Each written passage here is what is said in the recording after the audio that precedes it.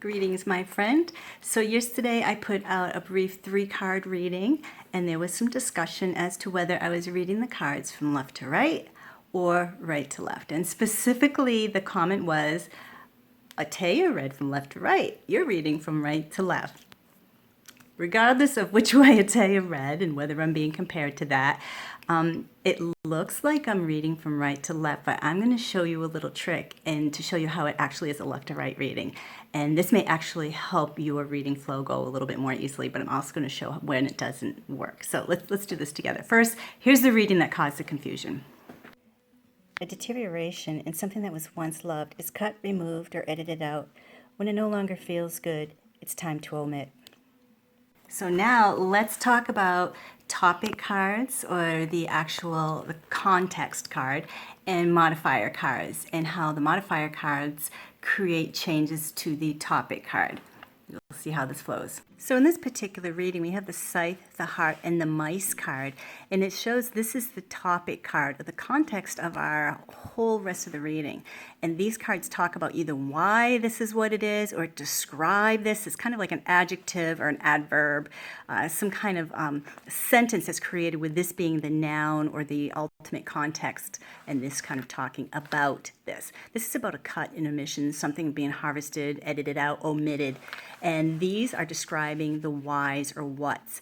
And so what's being omitted or why? So it's love deteriorates. So an omission because love deteriorates. So you can say this way, oh, this is about an omission with that love that deteriorates. When you get really fluent with the language, you start playing around with the order, and it's actually the same thing. The deterioration of love causes an omission. Okay, I'm going to talk about how the order of things can change things, but this is really the same front to back if I read it as this always being the context. If I were to read this as the first card, let's switch these two. This is now about, the context is now centered around a thief or something stolen, something that's deteriorating. So it could be a deterioration, so love is omitted. It could be a theft, so something that was loved has been taken or gone abruptly. It's edited out, it's gone. So the whole meaning of it changes. And if I were to read this from right to left, but keep this as the theft as the context or the content of this, it's actually something is gone that was loved because it was stolen. But you really, once you get fluent with a language, you can shift things around, keep the same meaning, and it's actually left to right order, but you can kind of play with the language a little bit. Let's talk about some easier ways to do that. I'm going to use a very traditional deck for this. What we have here is our topic or context, and then something that describes it. So you could just say, a woman who is pretty. Another way to say the exact same thing, pretty woman. It's just easier to say. It's still the adjective describing the noun or the context. This is the context, the central theme. This just talks about it. So still, it's a pretty woman or a woman who's pretty. It's the same thing. So let's go through a few cards and do this. Now we have an attractive man or a man with an invitation or a gift. So attractive man or a man who is attractive. A man bearing gifts.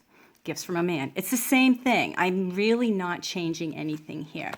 We now have a car or a mode of transportation or a vacation that is gorgeous, wonderful, abundant. So it could be a beautiful car.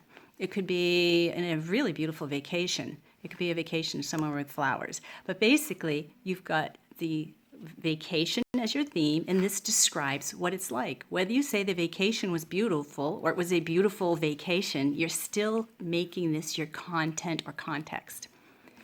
A beautiful child, or childbearing flowers or gifts. A beautiful friend, or a friend who is beautiful, a friend with a gift, gifts from a friend. Same exact thing, okay? This we have money, it's beautiful, beautiful money, a gift. This could be an event that is well decorated, a beautiful event, a beautiful convention, an abundant convention, something that's really good. It's all the same. We're talking about this thing, the event, and this is now the descriptor of it. Here we have something dangerous. So it could be a hater who is beautiful, or gifts from a hater, or it could be, but whether this is the topic, the biter, the troublemaker, and this talks about it, ooh, you got something from it. It's either something beautiful that the person is or brings, or it's a gift from them. So this is the topic. Let's switch it around. If we do it this way, Now this becomes the topic. So it's a gift or a thing of beauty. It's a problematic thing. So this is now describing troublesome what? Flowers, gifts, whatever it is that is beautiful is troublesome. Okay?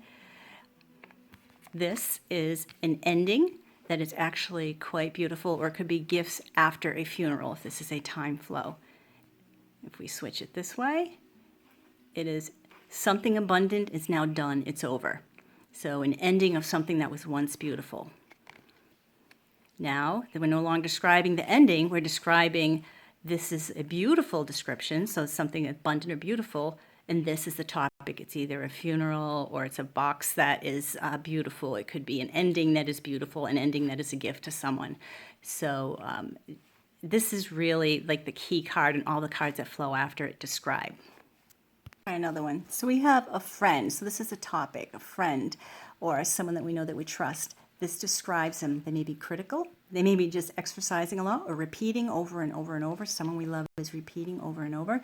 But this is basically the topic. If we were to switch these, we now have criticism is the main theme. And this describes the criticism. Someone is loyal to what they're criticizing. They're not going to change their mind. They're really stuck to it. They may be just sticking to their word. So this is true to their word, and even though they're criticizing, it's like they're stuck to it. So this is loyal to their criticism or loyal to their exercise. They have an exercise program and they're really going to stay true to it. Okay, so you'll see that the readings that I do are really all left to right. It's all based on that topic card being on the left, and everything else kind of talks about it. But you'll see as you get fluent with the language and you start playing around to make sure that it fits your language, you can kind of dance around it, but you don't want to stray away from that last card down. Is going to really give you the ending, what happens, the final description. It's very important, that last card. But it's all talking about the first card. The first card is going to give you your topic, and you take it from there.